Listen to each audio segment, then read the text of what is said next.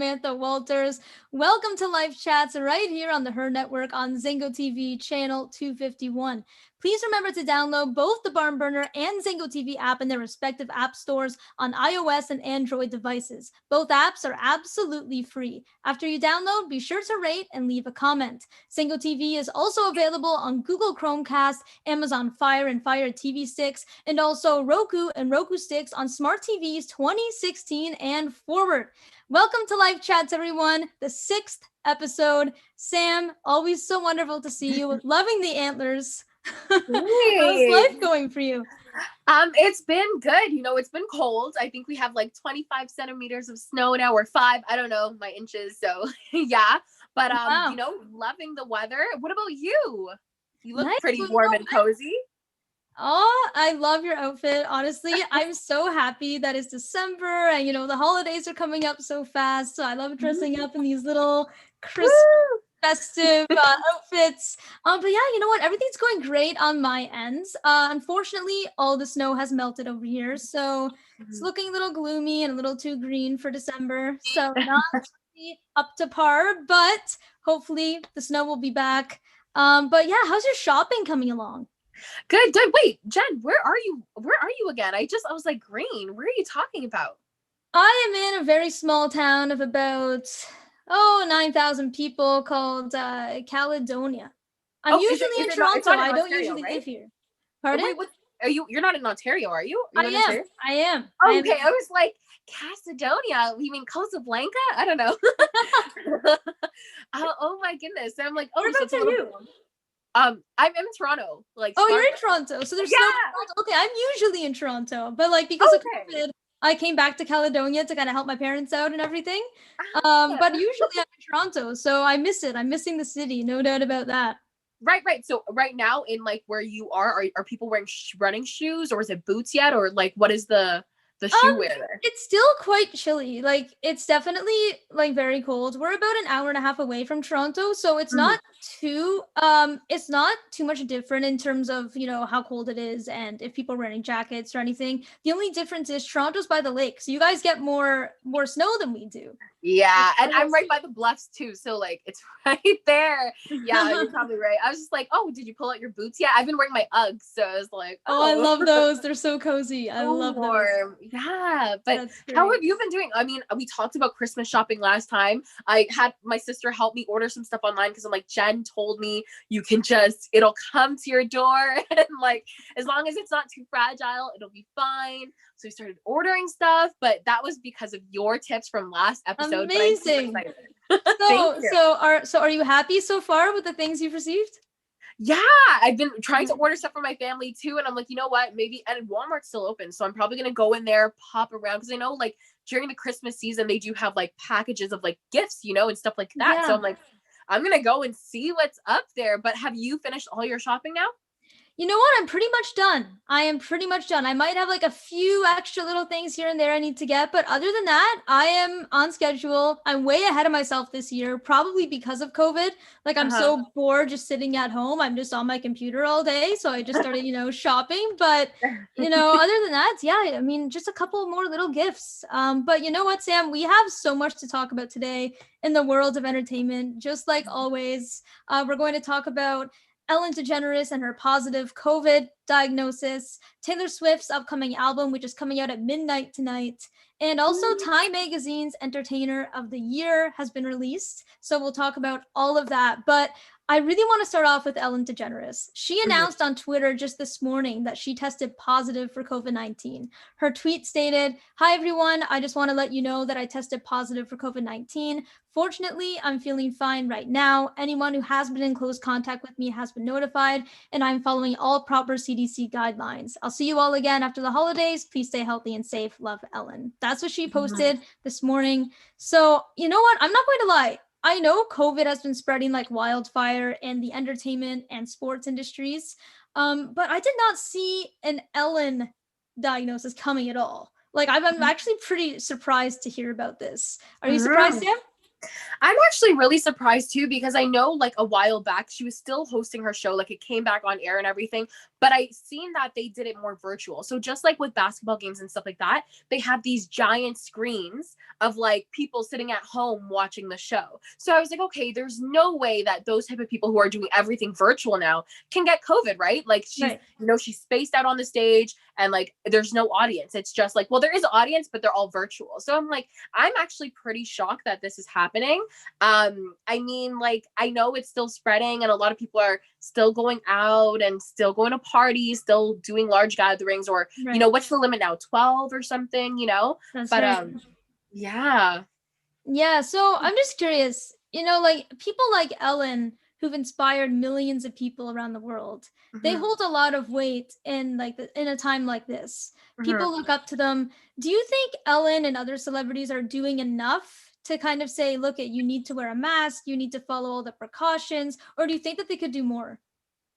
I think that they're kind of on the same page as us in terms of like following guidelines and stuff from the doctors and like the professionals giving us, you know what I mean? Dr. Fauci and other people being like, wear the mask, or school teachers and you know what I mean? The educators kind of thing there. I think they're kind of on the same track where they're trying to like, deal with the birthday parties and the appearances online and trying to be like, lavish, but like, oh yeah, we're still got, like, I think Kim's birthday just passed recently and like she went to a private island, but everyone had to get tested before they went and all that type of stuff. So, I mean, they're trying to follow it as best as they can, but at the end of the day, they're just like us. Their lives are just broadcasted, right? That's right. That's right. Yeah, I think everyone's kind of in the same boat where this is all new to us. No one has gone through anything like this. I mean, we have had similar situations like SARS and other things, but nothing quite on this scale, whereas this is absolutely global and everyone's trying to handle it in the best way that they can. I do think celebrities, though, could utilize their social media platforms a little bit more, though, to raise awareness. Like, I find that a lot of celebrities are still kind of keeping their followers updated on their day-to-day lives, but I don't really see a lot of, remember to wear your mask, remember to wash your hands. And like, this is, I would like to see someone kind of make a bigger deal about pretty much all the precautions. Like, I would love to see someone, of Ellen's caliber or Taylor Swift's caliber, and I'm sure they have, but I'm just someone else like that to kind of say every day, oh, I'm going to the grocery store, I'm going here, but I have my mask on and I'm social distancing. I just think there should be a little bit more awareness on social media from these big celebrities. But other than that, I mean, again, it's like you said, I think we're all doing our part. I think we're all trying our best with like the hand that we've been dealt this year. So yeah, but as that. No, I was gonna say, I think many can argue, like, is it their job to like tell us and stuff? But I think in little ways that they have tried to promote that. I'm thinking of like Demi Lovato's recent song that was like towards the White House and Donald Trump. And on the cover of her song, she has a mask on, right? And I'm like, okay, like here's like these little like signs that it's like, and I know they tweet out sometimes like, when there's images going viral or something, when when everyone was in the parks during those picnic gatherings, and there was comments by celebrities saying like, are you guys kidding me? Guys, wear your mask, like please stay away, like what are you doing? And like in terms of those type of things, I'm always seeing it on their stories and stuff. I just think that they're trying to like protect themselves and their own family. The one thing that I wanted to talk to you about was like, do you think that it's kind of like, I feel like it's a personal thing to kind of tell everyone like, I have COVID-19, I tested positive, everyone, so please go get yourselves checked. This is, you know what I mean? I feel like that's a little bit personal. But with them publicly talking about that online and alerting everyone, do you think that this kind of like is something that they want to kind of do, or do you think that it's like they have to do it, or is it like private? Do you know? Like, you know what I mean? Because it's important for everyone to know who's been in contact with them. But like, I know if you or I, like God forbid, tested positive, would we be telling everyone, hi, we tested positive here, and thank you guys so much for tuning in to live chats on Thursdays? You know what I mean? And everyone's like, wow, I can't believe Jen all the way from Ontario. Well, you know what? That's actually a really interesting thought. I was always wondering why people publicize their positive test result as well. If it's someone like you or I, where we're not massive celebrities, we don't have massive social followings, I feel like the people who need to know about a positive test result I think I would tell those people. So my closest friends, my closest family, anyone who had come in contact with me in the past, 2 weeks. But when it comes to posting it on social media for absolutely everybody to see, I don't think I would do that. I really don't see myself doing that. I wouldn't ever admit that I had tested positive on social media just for the sake of letting people know. But on the other hand, I feel like if I were, I would be helping people at the same time, because it would be raising awareness, because I could be like, like, this happened to me, this is what I'm going through, I don't want you to go through it, so don't turn out like me, wear your mask, wash your hands.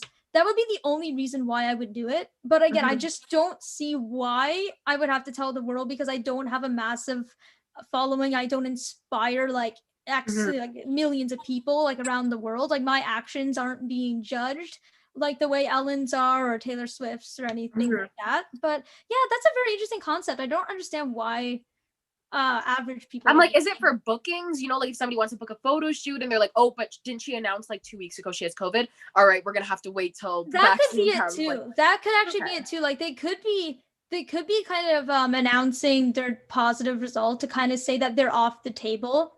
Like, they're off the market for any kind of social interaction for, until they're better. So that could be it as well. I really don't know why, or what their mindset is when it comes to posting that online. I think it's a whole bunch of things. I think it's business. I think they want to inspire people to wear their mask. They want to show that this is a real virus and it's scary and all that. So I think it's a combination of many things. But I personally, myself, if I were to be tested positive, you wouldn't get me making that.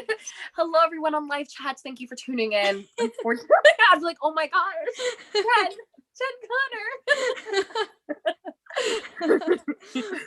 but anyway, it seems to me though that in this whole COVID situation, everyone seems to be turning to entertainment and sports and music to kind of take their minds off of this horrible situation and just lift their spirits up. And Taylor Swift fans are definitely going to be doing that tonight because she is releasing a new album called Evermore at midnight tonight. It's a sister album to the one she released back in July, which was called Folklore.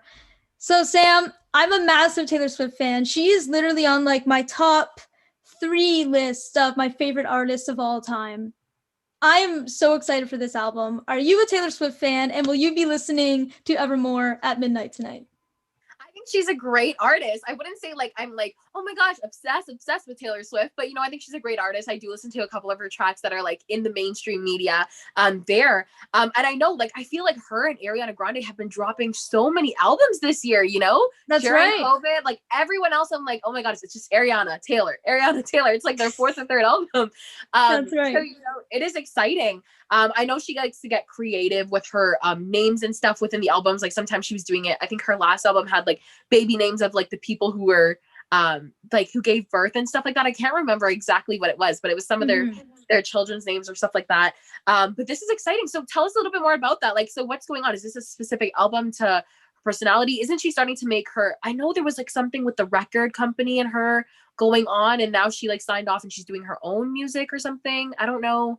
Yeah, I'm not too familiar with what happened with she and her record label. All I really know is that she and Big Machine, which was her original label, they parted ways. And I think it was because Big Machine sold her catalog to Scooter Braun, and Taylor wanted to buy. And when you say catalog, do you just mean like her, like, what do you mean? Like, it's essentially like all of her material from a certain date backwards. Okay, because I'm like, a catalog, is it just like a magazine? They sold one magazine and she's like, that's it. Yeah, so it's like, if I were, so let's say like so on this day, let's say I recorded 300 songs since 2009.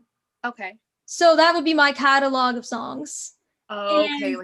So when someone buys a catalog, they then own the rights to those songs. So every time that song plays on the radio, or it gets a stream online, or it's covered by somebody, I would then get money for that because I own the rights to those songs. So when you So, said somebody sold her catalog, does that mean that she doesn't have the rights to those exactly. songs? Okay. So she essentially lost the rights to her own music to Scooter Braun. And I think that's what happened with the label. I think they just parted ways after that. Or maybe it was shortly before that. Maybe she had heard that they were looking to sell their catalog and they didn't really give her the chance to buy it. Or I don't know what exactly happened, but all I know is that she is now not with Big Machine Records anymore. So yeah, it's pretty crazy. So this album is like a separated, this is like the first album that's dropping there. She's like doing her own thing here now, right? Yeah, well, Folklore came first back in July, and that was kind of an album that no one was really expecting. Like it was her quarantine album, she called it. And I guess this is just a second quarantine album for her, and people loved it. So I'm looking forward to hearing it because it's definitely a lot different than what she was doing before. And what's your favorite song by Taylor Swift? I know you said you're a fan, a huge fan. So what is that? Oh my gosh, that's a very good question. There's so many good songs by her.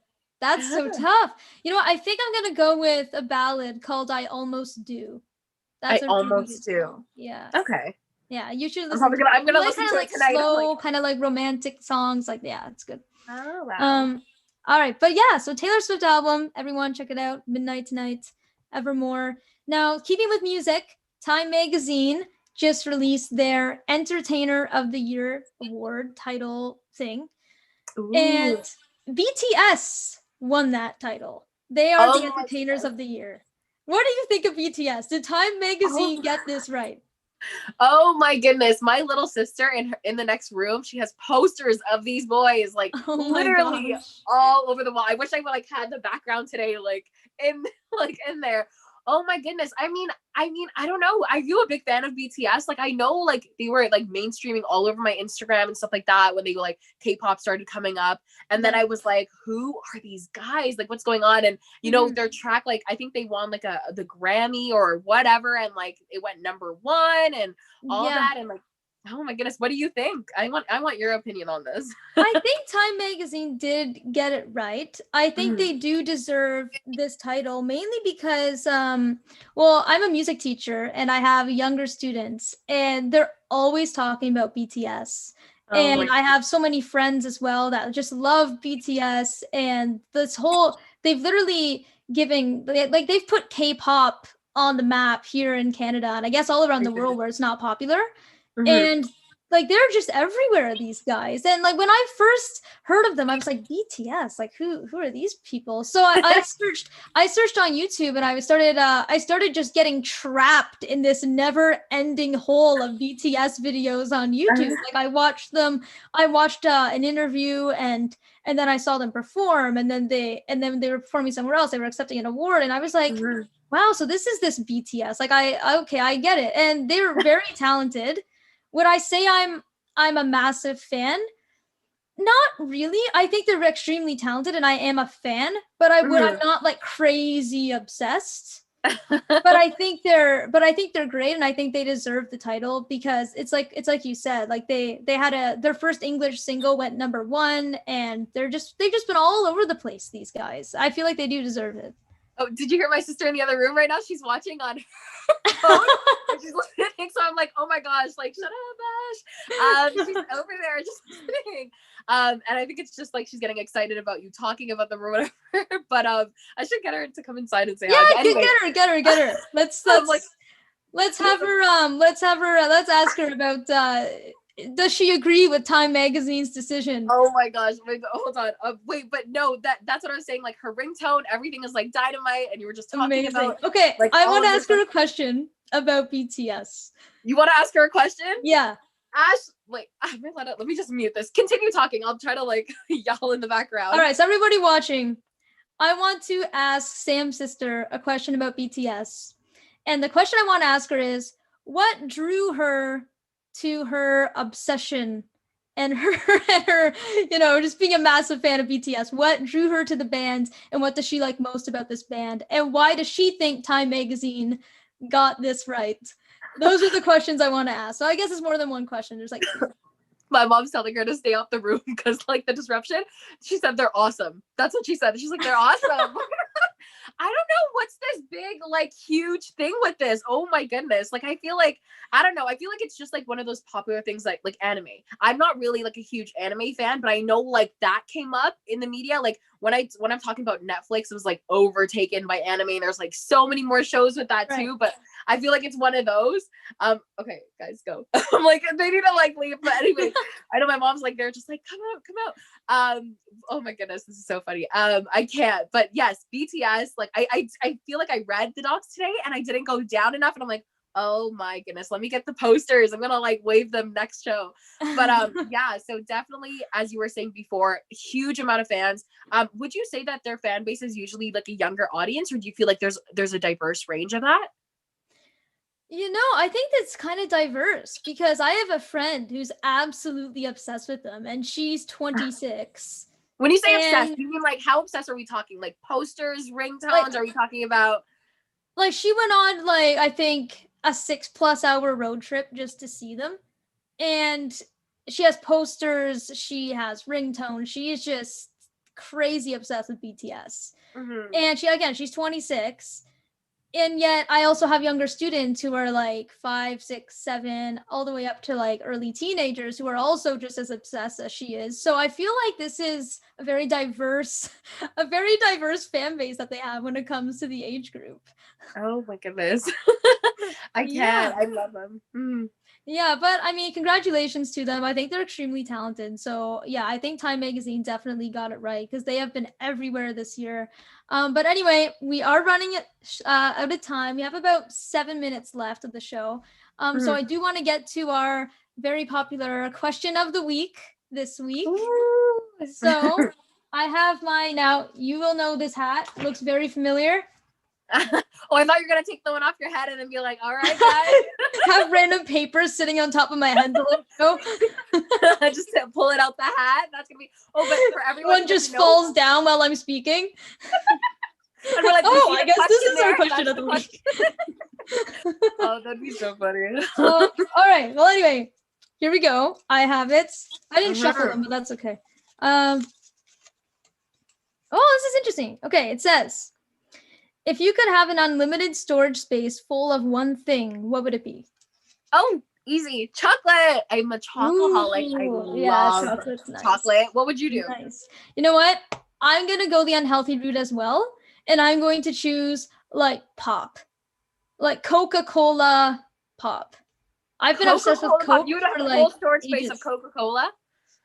Oh yeah, just absolutely, absolutely. All ready to be stuck in quarantine with, unlimited cases of Coca-Cola. Oh, that would be amazing. You just pop it open and just, are you more of a fan of Coca-Cola or Coke? Like I know like they have like different tastes there too. Are you more Coca-Cola? You know what? I'll take anything. I like it all. I like Pepsi. I like Coca-Cola. I like Coke. I like you like other flavors like Crush and stuff, or I do like Crush as well. I'm a big pop lover, but if I had to choose just one thing that I could store for the rest of my life and have an unlimited amount of, it would be the Coca-Cola. That's good. Absolutely. Like I'm wondering, are we like, does it have to be a product? Because I'm like, I would say cash. That would be amazing if we have a whole storage of cash. Then you can go buy as much Coca-Cola as you want. And you know what? Buy chocolate. Yes, that is true. That is very true as well. That like reminds me of like, the childhood thing, like if you had 3 wishes from a genie, I'm like, oh, I wish that I would have 1,000 more wishes every single day so that you wouldn't have to worry about the 3. Yeah. I always thought like every time I saw that in like a children's TV show or something, I always expected the genie to say, oh, I can grant you a wish, anything you want, except 1,000 more wishes. Oh. Like, don't say that or else I'm not granting you this wish. I'm sick of hearing about that. Stop it. Now I'm thinking little Jen would have been like, a Coca-Cola, please. Unlimited amount. You'd be like, sure. Like, it's like the genie just turns into some like big jerk. Listen, if you ask me for 1,000 more wishes, no, I'm cutting you off. That's it. You're done. I'm never coming out of that lamp again. Goes back in the lamp, just. But oh man, the kid's just trying to like shake him out again. Like, no, no, Genie, come on back. No. That would be so funny. That should turn into a movie. Like, if there's any producers watching, turn Jen's ideas into a movie. That would be so funny. Or a commercial, anything. Oh my Yeah, goodness. commercial would be great. Like, sure. I can see the commercial being for something like The Brick, where you have a couple and the genie works at the brick. And he's like, oh, excuse me, can I grant you a wish? Maybe a new bed, maybe a new couch. And then like you have the couple say, oh, well, you can grant us a million more wishes so we can have all the furniture in the brick. And then he's just like, no, that's it. No. Like, he just goes back in his lamp, and his lamp is actually like underneath the bed. So but anyway, I don't know how we got on this topic. But this is so funny. I loved it. Definitely wasn't in the doc. But anyways, on that note, we are at the end of Life Chats for tonight. But Sam, I want to give you a social media shout out. So where can we find you? Yeah, you guys can find me on Instagram at Samantha_media, or on Twitter at Samantha_media with an extra at the end. And do not forget to tune into our countdown. Oh my goodness, the Christmas look countdown. I can't wait. Jen, how can we get a hold of you? Well, I'm on Instagram and Twitter at Jen Connor Music. I usually spell it out, but it's Jen with 2 N's and Connor with 2 N's and an OR, and then just the word music. And again, that's write this down. You know what? I'm just gonna spell it out. I didn't feel like spelling it out, but now it sounds confusing. So I'm gonna spell it out with the extra sugar. I'm like, okay. It's like ordering at Starbucks. You have no idea what to say. It's like, But yeah, so you guys can find me on Twitter and Instagram at Jen Connor Music, JENNCONNOR, and the word music. And so follow us both for all the latest updates and our Christmas countdown. We're going to be wearing something Christmassy all the way until December 25th. I got my Santa hat on here, which you couldn't even tell based off my I feel like if you flipped it, just flip it up, like the back part, just on the top. Yeah, like, woo! I probably should have done that. Like, I went the whole show and it just looks like a headband. Merry Christmas. But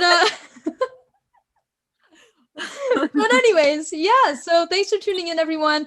This show can be heard on the Barnburner Radio Network on its 122 platforms. The H.E.R Network is part of the Barnburner Radio Network. Please check out barnburner.ca for all the news and programming information. Barnburner, watch it, hear it, read it, download it, and live it. Sam, thank you so much. I will see you next week.